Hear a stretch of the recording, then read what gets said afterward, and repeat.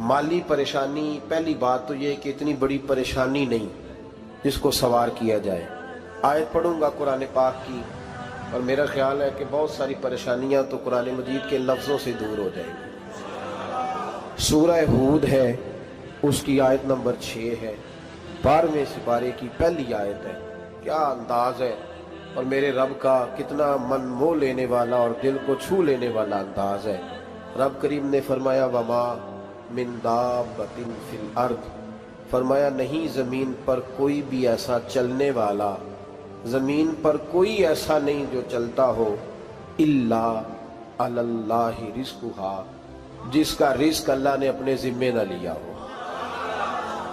ज़मीन पे कोई चलने वाला ऐसा नहीं जिसके रिज़्क की जिम्मेदारी रब करीम की ना हो। ये जिम्मेदारी रिज़्क किसकी है? बोल के बताएं, बोल के किसकी जिम्मेदारी है जी? अल्लाह। देखिए गौर फरमाएं, यहाँ मुफस्सिरीन ने एक बात लिखी है इस आयत के तहत कि फरमाया जो ज़मीन पे चलने वाला है उसका रिज़्क अल्लाह के ज़िम्मे। फरमाते हैं कि ये अल्लाह ने हमारी अकल के मुताबिक हमसे बात की, वरना आसमानों में जितनी मखलूक है रिज़्क उसका भी अल्लाह के ज़िम्मे ही है। यहाँ जो फिल अर्द के लफ्ज़ है ज़मीन पे, वो हमें समझाने के लिए कि तुमने तो सिर्फ ये दुनिया देखी है ना, तो जिसको तुमने देखा है वो सब खाते अल्लाह का दिया हुआ ही है। तो जो हमने देखा था रब करीम ने उसके मुताबिक हमें समझा दिया। फरमाया कुछ तो तुमने देखे ही नहीं, चलो उनकी तुमसे बात नहीं करते, पर जो तुमने देखे हैं उन सब का रिज़्क किसके ज़िम्मे है? अल्लाह के। मेरे रसूल करीम सैयद आलम सल्लल्लाहु ताला अलैहि वसल्लम कुरान मजीद की जब तर्जुमानी करते, वजाहत करते, तो महबूब पाक सल्लल्लाहु अलैहि वसल्लम भी कोई इश्काल रहने नहीं देते थे, कोई इश्काल नहीं रहने देते थे। मेरे महबूब करीम अलैहिस्सलातु सलाम ने फरमाया अल्लाह पे भरोसा रख के सवेरे निकल जाना रिज़्क की तलाश में। किस पे भरोसा रखना है? निकलना तुम्हारे जिम्मे है। ये ना कहना कि घर बैठूंगा तो यही आएगा, निकलना तुम्हारी जिम्मेदारी है। जितनी जिम्मेदारी है वो पूरी करना।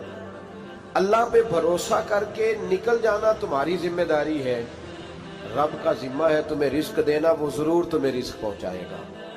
या रसूल अल्लाह सल्लल्लाहु अलैहि वसल्लम किस तरह पहुंचेगा? तो जरा हुजूर के लफ्जों का हुस्न भी देखिए। नबी पाक सल्लल्लाहु अलैहि वसल्लम ने फरमाया जिस तरह मौत तुम्हें ढूंढ लेती है ना कि तुम कहाँ मौजूद हो, जब वक्त आता है तो इंसान पाकिस्तान में हो तब भी आ जाता है, जद्दा में हो तब भी आ जाता है, मक्का में हो या मदीना तैयबा में, वक्त फिर भी आ जाता है। फरमाया जिस तरह मौत तुम जहां भी हो तुम तक पहुंच जाती है ना, इस तरह तुम्हारा रिज़्क भी तुम जहां मौजूद होते हो अल्लाह वहां पहुंचा देता है, पहुंचा देता है। तो या रसूल अल्लाह सल्लल्लाहु अलैहि वसल्लम किस अंदाज में? तो फरमाया निकल जाना तुम्हारी जिम्मेदारी है। फरमाया सवेरे परिंदे भी निकल जाते हैं और शाम को जब लौटते हैं तो अल्लाह उन्हें पेट भर के रोजी अता फरमाता है। हालांकि उनको नहीं पता होता हमारा कारखाना कहाँ है, हमने कहाँ जाके मजदूरी करनी है। उनको नहीं पता होता कि हमारा दफ्तर कहाँ है, हमने किस ऑफिस में बैठना है। उनको नहीं पता होता कि हमने कहाँ जाके माल खरीदना है और कहाँ से हमने फिर उसको दोबारा बेचना है। उन्हें खबर नहीं होती, अल्लाह पे भरोसा करके निकल जाते हैं। निकलना तो तेरे जिम्मे है कि नहीं? फरमाया वो तू ड्यूटी कर, शाम को अल्लाह जो रब परिंदों को रोजी देता है वो तुझे भी अता फरमाएगा। मैं कहता हूँ सोच कितनी कमजोर है उस आदमी की जो कहता है कैसे मिलेगा। कितनी कमजोर सोच है। जो रब बैल को रोजी देता है, बकरी को रोजी देता है, इस जमीन इस धरती पे अगर बसने वाला ऊंट भूखा नहीं सोता, चले ये तो पालतू जानवर होते हैं, इस धरती पर बसने वाली अगर बिल्ली और कुत्ता रोटी खा के सोते हैं तो तू तो अशरफुल मखलूकात है। तूने अपने ज़हन में क्या टेंशन पाल लिया है कि नहीं आएगा तो मर जाऊंगा, क्या बनेगा, किस तरह होगा? तू क्यों इतना परेशान हो गया? भाई माली परेशानी सबसे ज्यादा उस बंदे ने ओढ़ ली है जिसकी तवक्कुल की बात कमजोर हो गई है। तू सीधी तवज्जो अपने रब करीम की जानिब रख, सीधी तवज्जो अल्लाह की जानिब कर। रब फरमाते हैं जिम्मा तेरा नहीं, जिम्मा मेरा है। लेकिन ना तनख्वाह एक आती है घर में। जब एक बच्चा होता है तो तब भी काम चलता है, जब अल्लाह 2 बच्चे दे दे फिर भी उस तनख्वाह से काम चलता है, जब 3 हो जाए फिर भी चलता है, जब 4 हो जाए। नहीं आप ना भी बोले तो बात तो सही है, बहरहाल काम फिर भी چلے اسی تنخواہ میں سے جب بندہ بڑے بیٹے کی شادی کر کے بہو بیاہ کے لے آئے تو پھر بھی کام چلتا ہے، اور جب اس بیٹے کو اللہ بچے عطا کر دے تو اسی گھر میں، اسی آنگن میں، اسی چھت کے نیچے کام چلتا ہے۔ تو پھر تو مان جانا کہ چلانے والا تو نہیں، چلانے والا کوئی اور ہے۔ پھر تو مان جا کے چلانے والا کوئی تو اس وقت جب تنخواہ تیری لگی تھی تو کہتا تھا ابا ابھی میری شادی نہ کر، میں بیوی کو کیسے کھلاؤں گا؟ تو وہی شخص ہے جس کی چھت کے نیچے پھر 1.5 درجن پوتے بھی پل رہے اور گزارا ان کا بھی ہو رہا ہے۔ تو رزق کا ذمہ کس کا ہے؟ اللہ کا، اللہ کا ذمہ۔ اب ہمیں پتہ ہے پہلی بات تو پریشانی اس لیے اتار دینی چاہیے کہ ذمہ ہمارا ہے ہی نہیں۔ اب دوسری بات یہ کہ ذمہ داری کس کی ہے؟ اللہ حکیم بھی ہے اور علیم بھی ہے، حکیم بھی ہے اور جانتا بھی ہے اور اسے پتہ بھی ہے کہ دینا کس طرح ہے۔ اب ہم پتہ کیا کہتے ہیں؟ کہتے ہیں وہ جو بندہ پجاروں میں بیٹھا ہے وہاں اسے نہیں بیٹھنا چاہیے تھا، اور میرا حق تھا۔ تجھے زیادہ پتہ ہے کہ اللہ کو؟ بول کے بتانا کس کو پتہ زیادہ ہے؟ کیوں جی؟ تو آپ اصل ٹینشن پتہ کب لگتی ہے؟ جب بندے کہتے ہیں نہیں وہ پجاروں میری تھی، میرا حق تھا۔ وہ جب گزرتی ہے نا پاس سے مہران کے تو مہران والا ٹینشن بڑی لیتا ہے، حالانکہ اللہ کو زیادہ پتہ ہے کہ وہ حق۔ ایک بات اپنے ذہن میں یاد رکھ لیں، رٹ لیں کہ جو میرے لیے بہتر تھا میرے رب نے مجھے دے دیا، اور بات ختم ہو گئی۔ بس وصل اچھا ہے نہ فراق اچھا ہے، یار جس حال میں رکھے وہی حال اچھا ہے۔ بس جو میرے حق میں بہتر تھا میرے رب نے مجھے، مسئلہ یہ ہے کہ تو اس پہ راضی ہونے کو تیار نہیں۔ حضرت علی کرم اللہ تعالیٰ وجہ الکریم نے میرے نبی پاک کی ایک حدیث بیان کی ہے، اور جناب علی جب یہ حدیث بیان کیا کرتے تھے تو حضرت مجاہد فرماتے ہیں یوں لگتا تھا کہ جیسے حضرت علی ہمیں ہر پریشانی سے نکال رہے ہیں۔ مولا علی شیر خدا رضی اللہ تعالیٰ عنہ فرماتے ہیں کہ مجھے میرے نبی پاک صلی اللہ علیہ وسلم نے ایک طریقہ دیا تھا ٹینشن فری ہونے کا۔ آپ فرماتے ہیں مجھے تو بڑا راس آیا ہے، تم بھی اگر کر لو گے تو تمہیں بھی فائدہ دے گا۔ کہا وہ کیا؟ حضرت علی کہنے لگے محبوب علیہ السلام نے فرمایا تھا لوگوں تم اللہ کے دیے ہوئے تھوڑے رزق پہ راضی ہو جاؤ، وہ تمہاری تھوڑی عبادت سے تم سے راضی ہو جایا کرے گا۔ بس تم 2 نفل بھی پڑھو گے تو اللہ راضی ہو جائے گا، تم 1 رکوع بھی سویرے اٹھ کے پڑھو گے تو وہ راضی ہو جائے گا، وہ تمہارے 313 درود شریف سے راضی ہو جائے گا، تم اس کے دیے ہوئے تھوڑے رزق سے راضی ہو جاؤ۔ ٹینشن اس لیے ہوتی ہے کہ ہم راضی نہیں جو اس نے ہمیں دیا ہے۔ وہ حال میں مزید کی جو دوڑ ہے نا، حال میں مزید کی، بے قدرہ کچھ قدر نہ جاتی، کیتی خوب تسلی ہو، دنیا دار پجاری زردے، کتیاں دے گل ٹلی ہو، بک بک روشن اکھیاں تکیو ویک حویلی کلی ہو، تے کوچ نصیر اساں جد کیتی پہ جانی تھر تھلی ہو۔ تو یاد رکھیں یہ جو ہے نا مصیبت کے مال آ کیوں نہیں رہا، وہ سامنے والا پلاٹ میرے گھر کے سامنے ہے گھر کے سامنے، پر رجسٹری میرے نام کیوں نہیں؟ یہ مصیبت سانس نہیں لینے دیتی۔ موٹر سائیکل کھڑی کرتا ہے نا جب آ کے دکان سے روٹی کھانے آتا ہے، دفتر سے گھر آتا ہے، کاروبار سے آتا ہے، تو جہاں موٹر سائیکل کھڑی کرتا ہے وہ ٹینشن بڑی ہے کہ کبھی میری ہو جائے نا یہ والی جگہ تو میں یہاں بھی بورڈ لگاؤں اپنے نام۔ اس نے مالی پریشانی پیدا کی۔ تو جس حال میں ہے، کیونکہ تو نے اپنا یہ حال خود نہیں بنایا، جس نے بنایا ہے وہ بڑا بہتر جانتا تھا کہ تو اسی حال میں اسے اچھا لگتا ہے۔ تو اسے اسی حال میں، ایک بزرگ تھے تو ان کی طبیعت بڑی علیل ہو گئی، بیمار ہو گئے، تو اللہ نے آزمائش دی تو کیڑے پڑ گئے وجود میں۔ ایک کیڑا یہاں سے کھا رہا تھا، اللہ والے بڑے راضی رہتے ہیں اس کی رضا پہ، تو کیڑا یہاں کھا رہا تھا تو نیچے گر گیا، تو بابا جی نے اٹھا کے پھر وہاں رکھ لیا، کہنے لگے جب اس نے تیری ڈیوٹی مجھے کھانے کی لگائی ہے تو میں اس بات پہ راضی ہوں، تو نیچے کیوں گرتا ہے؟ بٹ ٹھیک ہے کھا، جب اس نے تجھے ڈیوٹی جو تیری لگائی۔ سالبہ بن عبد الرحمن ایک صحابی تھے، سالبہ غالباً نبی پاک صلی اللہ علیہ وسلم کی خدمت میں آئے، کہنے لگے یا رسول اللہ صلی اللہ علیہ وسلم غربت بڑی ہے، میرے لیے دعا کریں اللہ زیادہ مال دے۔ تو محبوب صلی اللہ علیہ وسلم نے فرمایا تو جس حال میں اچھا ہے وہ تیرے لیے بہتر ہے، اس میں تو ہے وہی حال تیرے لیے۔ مشکل ہے نا یہ جواب سننا۔ کہتے پیر صاحب فلان جگہ سے تویز آیا، وہاں تو وارے نے آرے ہو گئے، تو آپ کے ہاں؟ تو میں کہتا ہوں یہ تویز دینے والا اگر تویز دے کے امیر بناتا ہے تو پہلے خود کیوں نہیں بنتا؟ یہ خود تو 150 کا تویز بیچ رہا ہے، اپنی بیچارے کی حالت یہ ہے۔ اگر اتنا ہی تویز اس کا چلتا ہوتا تو پہلے 5 جو پجارو اس کے دروازے پہ کھڑی ہوتی۔ عجیب چکر ہے اور عجیب جگہ لوگ الجھ گئے، سمجھتے ہی نہیں بات کو۔ یا رسول اللہ صلی اللہ علیہ وسلم دعا کر دے تو محبوب نے کیا فرمایا؟ فرمایا تو جس حال میں ہے نا وہ حال تیرے لیے بہتر ہے، اسی میں رہ۔ کہ نہیں حضور دعا کرے۔ فرمایا سال بعد تو باز آ جا۔ حضور دعا کرے۔ فرمایا تو باز آ جا۔ 2-3 دفعہ کا ضد کی، محبوب نے فرمایا جا پھر اللہ تجھے زیادہ پیسے دے گا۔ چند بکریاں خریدی، اتنی برکت ہوئی کہ بکریوں کے ریوڑ بن گئے۔ پھر کچھ بکریاں بیچ کے گائے خرید لی، ان کے بھی ریوڑ ہو۔ پھر کچھ اونٹ اونٹنیاں لے لی، ریوڑ ہی ریوڑ۔ پہلے 5 وقت مسجد میں آتے تھے، اب فجر اور عشاء رہ گئی۔ پھر مال زیادہ ہوا تو مدینے شہر میں کوئی جگہ ہی نہیں، مدینے سے باہر حویلی خریدی، پھر جمعہ ہی رہ گیا۔ جمعے کے جمعے آتے، زکوٰۃ کا حکم آیا۔ میرے نبی کریم علیہ السلام نے حضرت ابو ہریرہ کو بھیجا، فرمایا جا اسے کہہ تیری زکوٰۃ بنتی ہے 2.5%۔ 10 کروڑ روپیہ ہو تو کتنی زکوٰۃ بنتی؟ بھئی 1 کروڑ کی 2.5 لاکھ ہوئی نا، تو 10 کروڑ کی کتنی ہوئی؟ تو بڑی مصیبت ہے جب بینک سے میسج آتا ہے نا کہ 25 لاکھ نکل گیا تیرے اکاؤنٹ سے، بہت بڑی مصیبت، بڑی ٹینشن ہوتی ہے۔ ایک صاحب میرے پاس آئے، ان کی زمین اچانک مہنگی ہو گئی، اچانک پہلے کچھ 15-16 لاکھ کی ایکڑ زمین تھی، پھر وہ کروڑ کی ہو گئی۔ تو میرے پاس آئے، کہنے لگے وہ 10 کروڑ روپے بنتے ہیں تو زکوٰۃ، تو میں نے کہا آپ نے کیا کیا؟ زری زمین پہ عشر آتا ہے، اس پہ زکوٰۃ نہیں آتی، تو آپ نے کیا کیا؟ کہنے لگے وہ کچھ سوسائٹی کے رول کے مطابق میں نے فائلیں وغیرہ لے لی ہیں، اب میں نا کبھی موقع آئے گا تو ان کو بیچوں گا۔ تو میں نے کہا اب تو آپ کا یہ مال ہو گیا بزنس کا، تو اب تو اس پہ زکوٰۃ آئے گی۔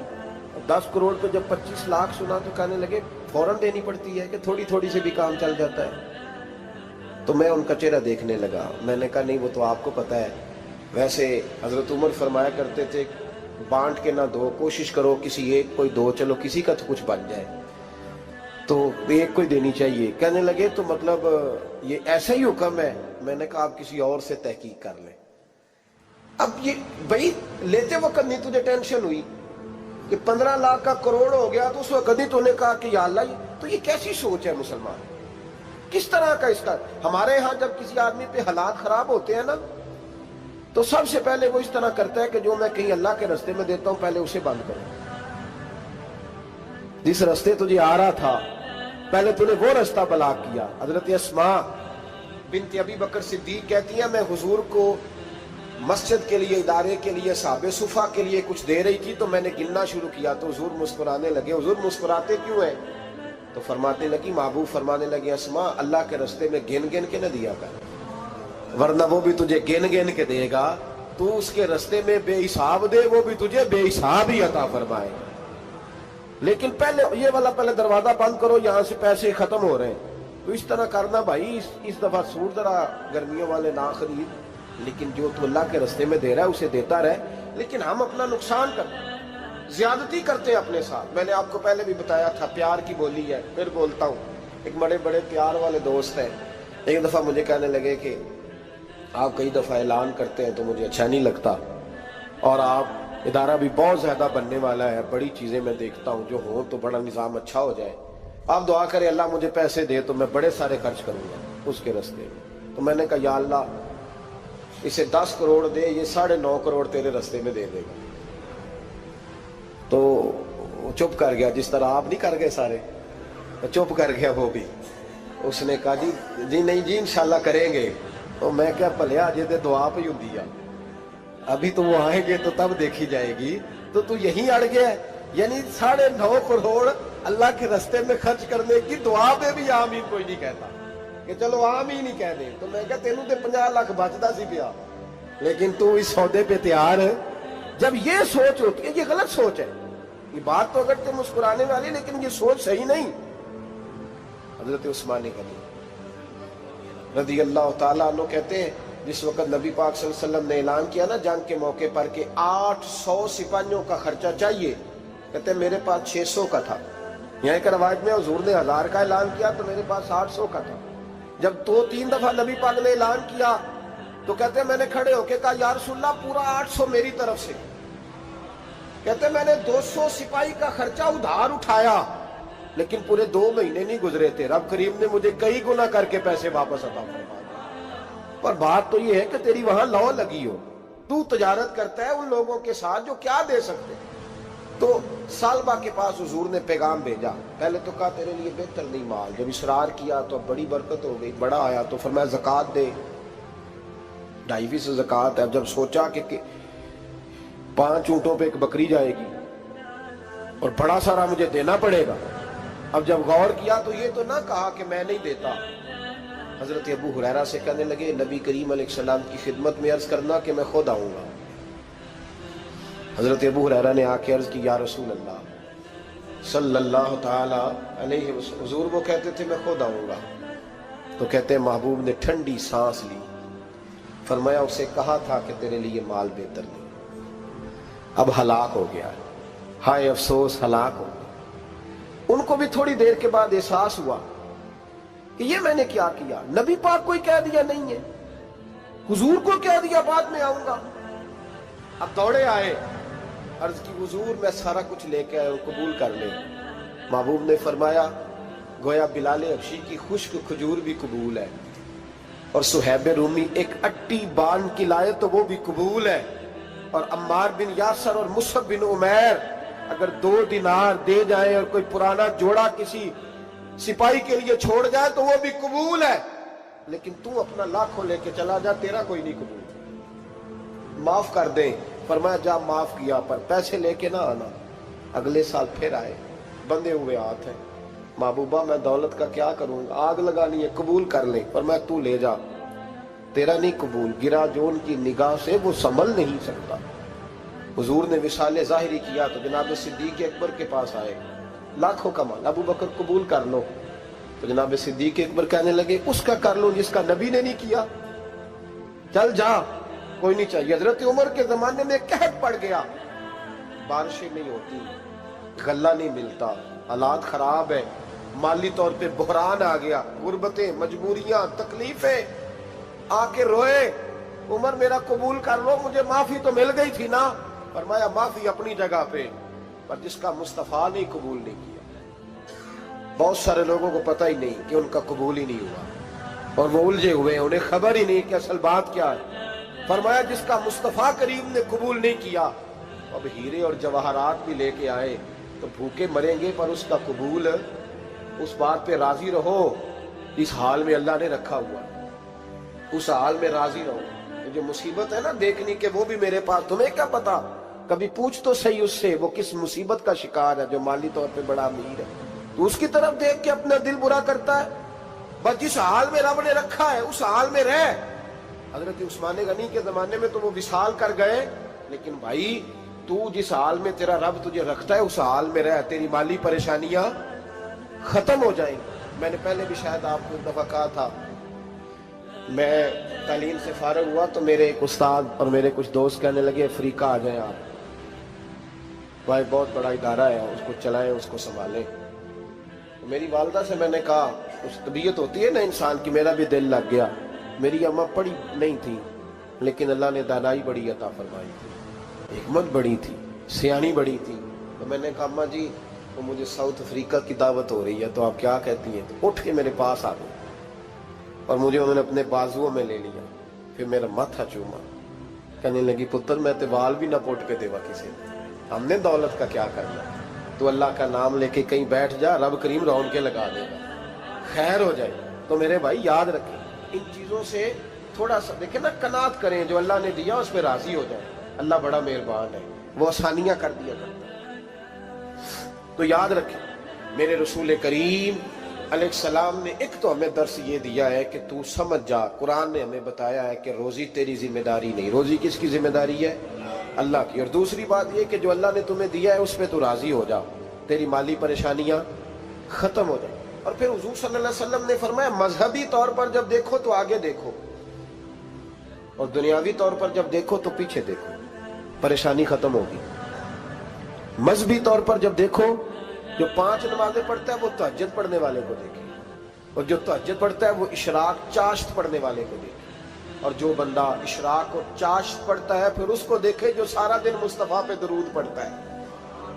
ऊपर देखे कि मैंने और नेक होना है, और नेक। और जब माली मामला है तो फिर नीचे देख। अगर तू बैठा ना पजारों पे तो फिर टूडी वाले पे नजर कर, उसका क्या हाल है। और अगर तू वहां बैठा है तो देख, मेहरान वाला भी तो गाड़ी चला ही रहा है। और अगर तू वहां है तो मोटरसाइकिल वाला देख, और तू वहां है तो फिर साइकिल वाले पे नजर। और अगर तू साइकिल वाला है तो पैदल वाले को देख। अगर तू किराए के मकान में रहता है तो फिर झोंपड़ी वाले को देख। और अगर तू झोंपड़ी में रहता है तो फिर भी परेशान ना होना, कुछ ऐसे भी हैं जिन्हें झोंपड़ी भी नसीब नहीं, जो सड़क पर लेटे हुए। और अगर तू तंदुरुस्त है ना तो कभी जाके अस्पताल में देख हाल क्या है, लोग किस हाल में। तो हम शुक्र नहीं अदा करते, उसका नुकसान क्या होता है, नेमतें चली जाती हैं। अल्लाह फरमाते लाइन शकर तुम लाज़ीदन्नकुम, तो शुक्र अदा कर, मैं नेमतों में इजाफा कर दूंगा। तो भाई माली परेशानी का तीसरा सबब यह है कि हम देखते हैं माली तौर पर ऊपर, तो फिर हमें तबीयत बिगड़ती है। और फिर माली परेशानियों के कुछ और असबाब भी हैं। इमाम शाफी फरमाते हैं जिन घरों में लोग फजर की नमाज के वक्त सोए होते हैं उन घरों में रिस्क नहीं आता। आप फरमाते हैं फजर का वक्त अल्लाह के देने का वक्त है, उस वक्त अल्लाह बांटता है। हुजूर सल्लल्लाहु अलैहि वसल्लम का फरमान है ना हदीस में कि तहज्जुद के वक्त अल्लाह पहले आसमान पे नुज़ूल जलाल फरमाता है जो उसकी शान के लायक है तहज्जुद के वक्त, और वो कहता है मांगो मैं तुम्हें अता करूंगा। लेने की बारी आए तो बंदा समेट समाट के अंदर घुस जाए।